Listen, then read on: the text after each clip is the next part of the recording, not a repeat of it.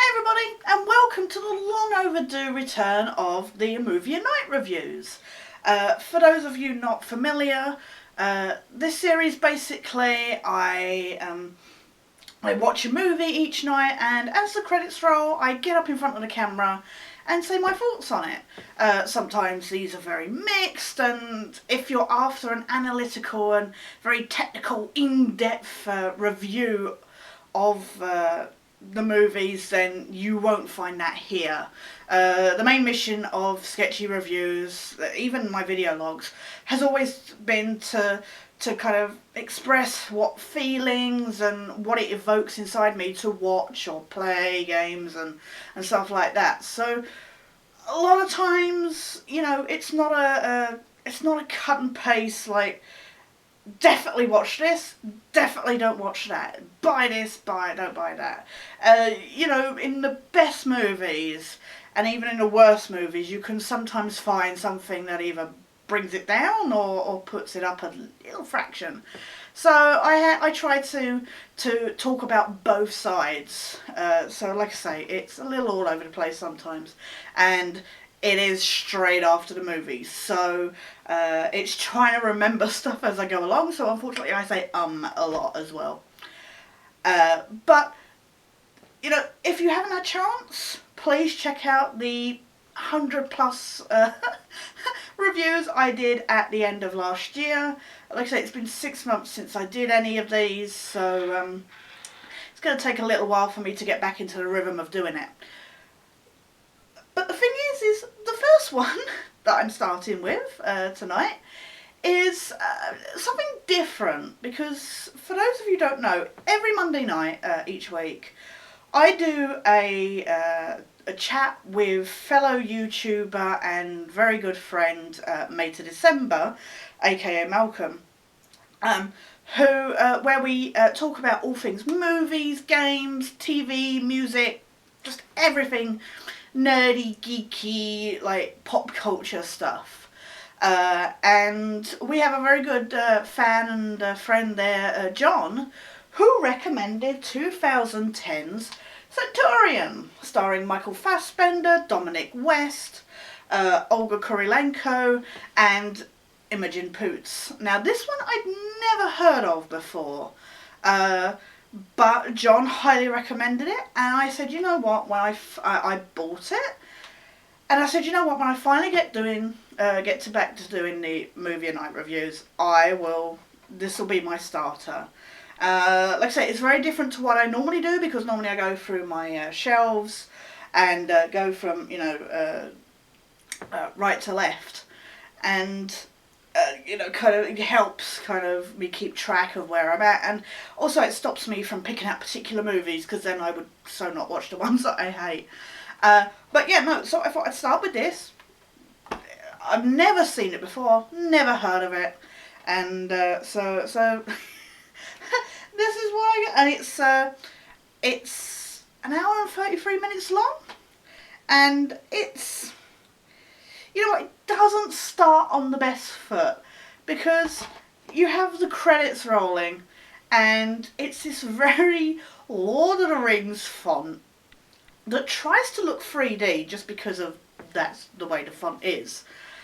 But it's on these like landscapes that the camera's kind of zooming through, and as the camera passes the font, you can see it's as flat as anything, obviously.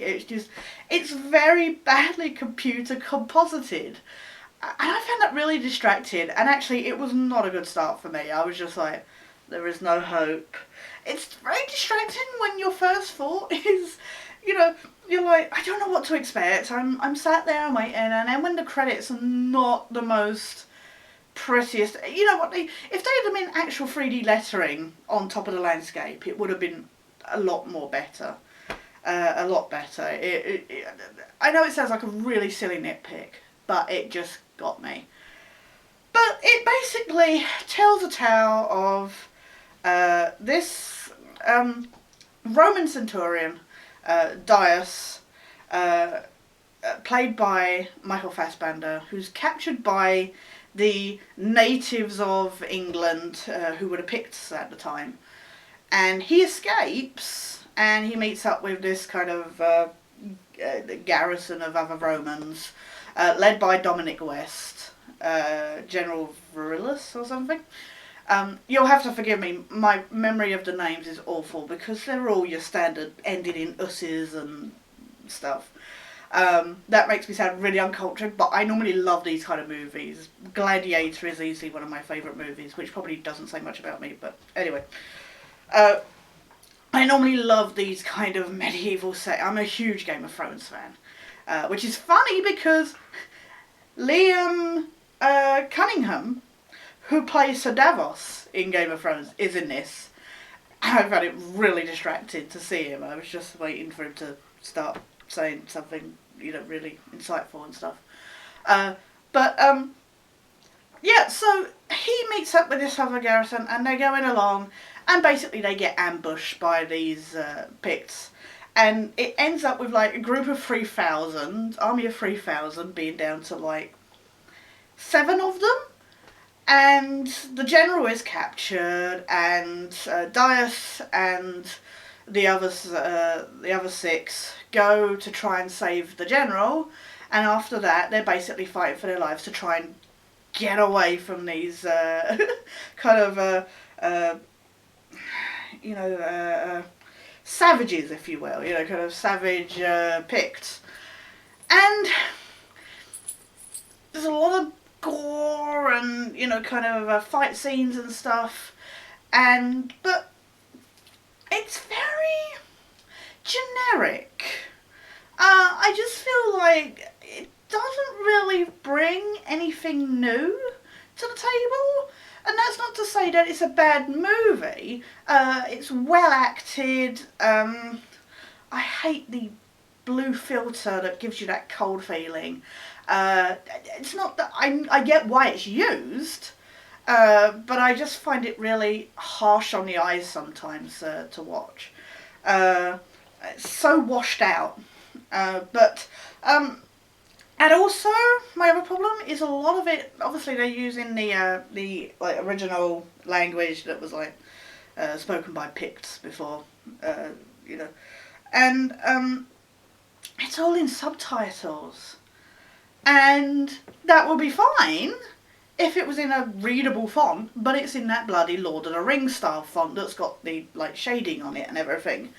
And it's really, for me personally, obviously as somebody who's nearly blind, it's really difficult for me to see it. So I had no idea what was being said, or all these place names and stuff like that. I was just like, whatever. I could have got up and got closer to the TV to look, but to be honest, the movie didn't really give me any drive to do that. But yeah, it's funny to see people like Noel Clarke and David Morrissey, and like I say, Liam Cunningham and Paul Freeman all turn up. I'm not a huge Michael Fassbender fan anyway. It's not that I think he's a bad actor, but in this, he feels really kind of bland. I can't explain it. Dominic West doesn't have much. He's your standard Roman general, yes, for honour and everything. So he doesn't really get to shine much, and he's really not in it much anyway. So, but you kind of get this impression at the start that you're supposed to be rooting for him. He's this really like cared and respected general, and then actually it turns out he's not actually the main character. And that's actually the first third of the movie is really everywhere. The editing sometimes, I was getting like Michael Fassbender's character and Dominic West's characters muddled up, and I had no idea where we were at, and it was just a little clunky. Now it found its pacing about halfway through, but I shouldn't have to watch for 45 minutes before it finally starts to fall into place. 45 minutes is probably a bit of an exaggeration. It was probably near the half-hour mark.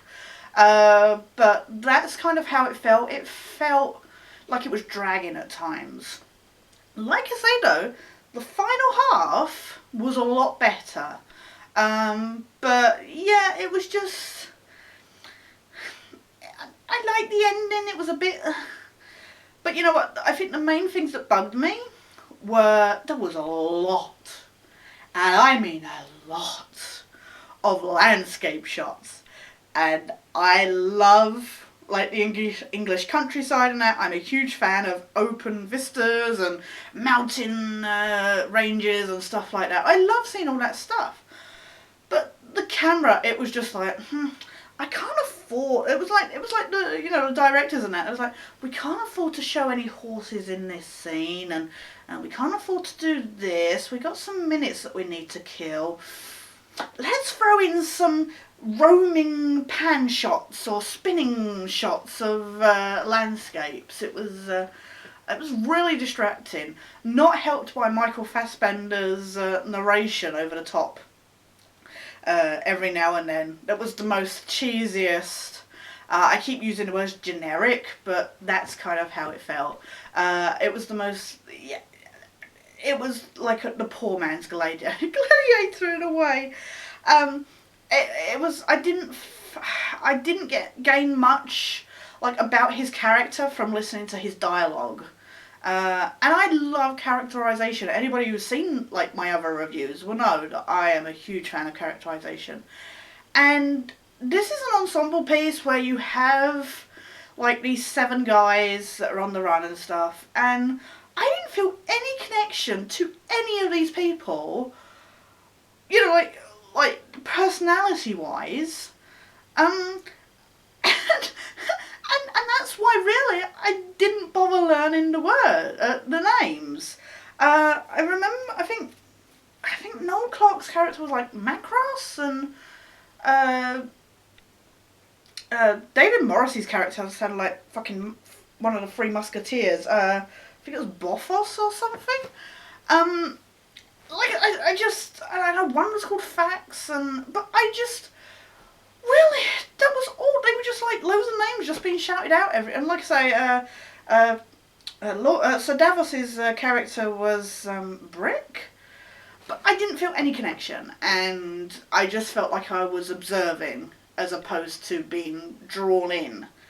And you know, the whole betrayal thing and that, I saw him coming a million miles away. This all said, like I say, it's not a bad movie. And I don't, for John, who I know will be eagerly watching this, looking forward to seeing my thoughts, I do not regret watching it. It's certainly a lot better than a lot of other movies that I've seen. But it just... And like I say, it got better at the end. I just didn't take all that much away from it, and I feel bad because I feel like I should give it, a better rating. And I know it's gotten quite a good rating on IMDb and stuff. And like I say, it's well acted. I would give it like a 6 out of 10. It's above average. It's good. It's watchable. If you like your medieval, Middle Ages kind of movies, stuff set in this kind of time, your Roman movies and stuff, it will be one to add to your collection. I just didn't think it stood out in comparison to other ones that are out there already, which is sad because it's, only 5 years old. So, but yeah, no, that was 2010 Centurion. I'm sorry this hasn't been a much more either positive or negative review. I'm sorry I'm so on the fence about this one, because it tries sometimes like it's trying to. It feels sometimes like it's trying to reenact like 300 or something, especially like with the character of Etain, played by Olga Kurilenko. But I just didn't feel it, and I'm sorry. It could be that it's been a while since I watched the movie last, but this just didn't grip me in the way I was hoping it would. But for now, that was tonight's movie. not sure off the top of my head what tomorrow's one will be, but we'll see. It won't be another request, unfortunately. We're going back to the shelves, old school people.